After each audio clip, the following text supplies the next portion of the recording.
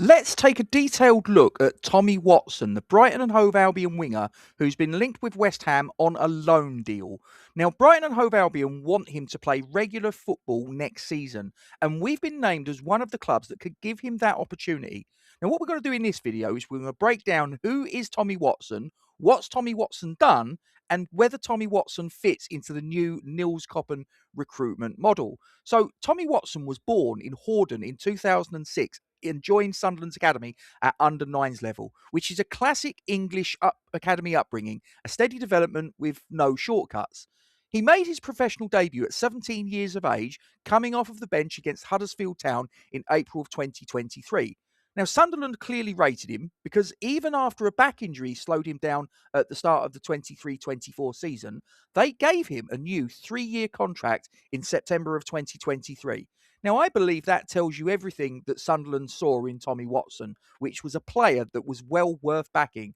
Now, let's step forwards to December of 2024, and Tommy Watson scores his first league goals in a 2-1 win over Stoke City.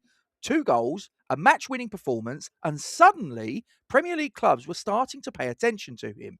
Transfer Market shows that season as his first proper breakthrough of 20 championship appearances, 2 goals, 1 assist, and 3 goals in all competitions. We'll talk about the third goal in a moment. Now, for a teenager, I believe that's a fairly respectable return. Now, if you appreciate the content here that we're kicking out on the West Ham Massive, it would do me a huge favour if you could just tap the like button and give us a hype if you've got one available, because this is what spurs the YouTube algorithms to push this content out to places otherwise it might not reach. Get your comments in the section below on Tommy Watson and what you think about this breakdown of him and anything that you might want to bring into the mix as well to do with this. Why don't you also consider sharing this onto your social media platforms? And last but by no means least, if you're not already subscribed to the West Ham Massive, it would do us a huge favour if you could get out your mobile device and in the top left-hand corner, you will see a QR code. If you scan that, it will take you to our YouTube subscription page, and rest assured that subscribing to the channel is free, data safe, and it only takes a couple of seconds of your time. It purely helps to grow the channel into something bigger and better as you find it, and we thank you very much indeed for your support. Let's get back to Tommy Watson. So on the 1st of April 2025, yes, I know it's April Fool's Day, but Brighton and Hove Albion announced that they've signed Tommy Watson for £10 million. Now, this is a serious fee for a young winger, and he officially joins Brighton and Hove Albion in that summer. But then comes the moment that really defined him, and it took place on the 24th of May 2025, the EFL Championship playoff final at Wembley Stadium. Doesn't get much bigger than that now, does it? Everything's on the line, promotion to the Premier League or nothing. Sunderland, Sheffield United. Tommy Watson starts that match as a substitute, comes off the bench, and he scores a stoppage time winner, and Sunderland return to the Premier League for the first time since 2017. Now, unfortunately, the first game of the following season, they played us and we lost 3-0 and I made that journey. But never mind. Let's get back into it. But scoring that goal shows that he didn't just have talent, he had a big game temperament. Now, he was in that moment, he was a young player handling a pressure moment with real maturity. Now, on the 1st of June 2025, Tommy Watson officially joined Brighton and Hove Albion on a contract until 2029. And on his debut, he scored, coming off the bench to add to Brighton's 6 in a 6-0 EFL Cup win over Oxford United. As far as Transfer Market goes as a resource, they listed his Brighton Hove Albion season as consisting of 6 Premier League appearances, 1 EFL Cup goal, and 10 total appearances.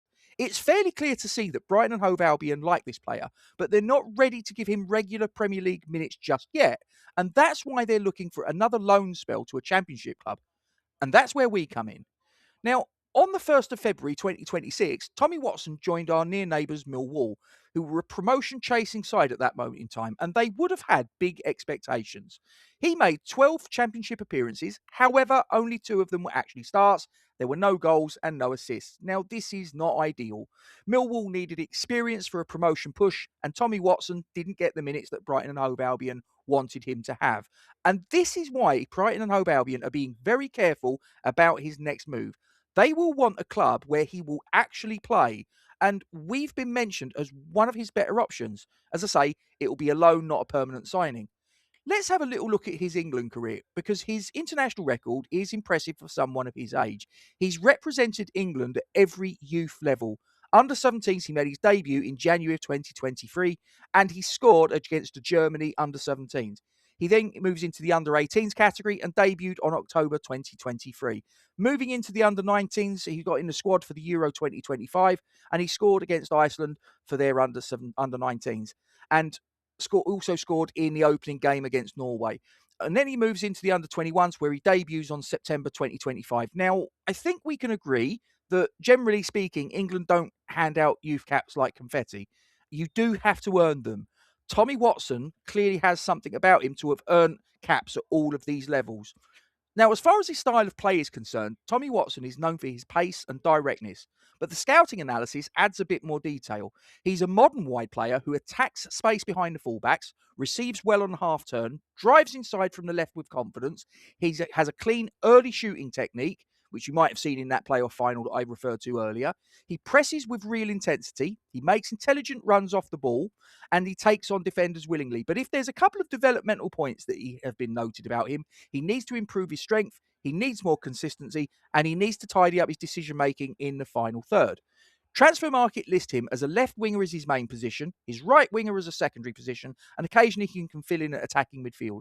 It's fairly clear to see that he's not yet the finished article, but he has got the raw attributes that Brighton and Hove Albion specialise in developing.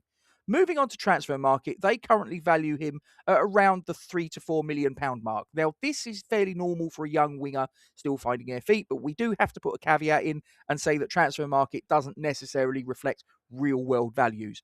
As far as injuries concerned, as I say, I referred earlier to one notable back injury earlier in his Sunderland career, but since then he's had no major issues since. Now, that's quite encouraging because you don't want a 20-year-old with a long injury history, especially if it's the back.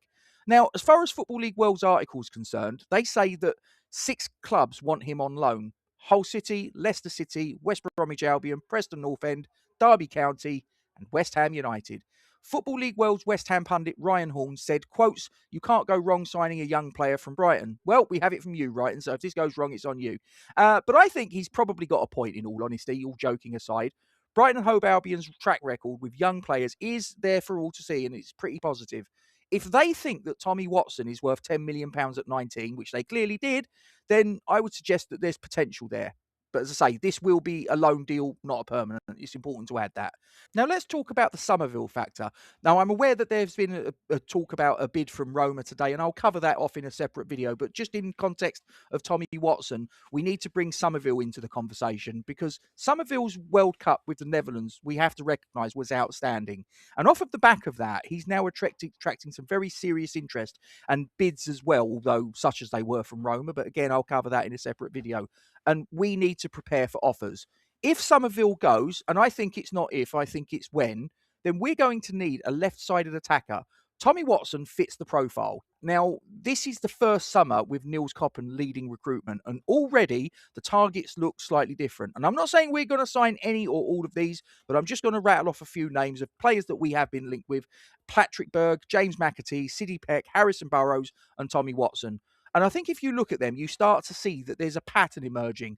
Young, technical, hungry, high potential players. And importantly, these will be smart signings and not on the panic, I believe.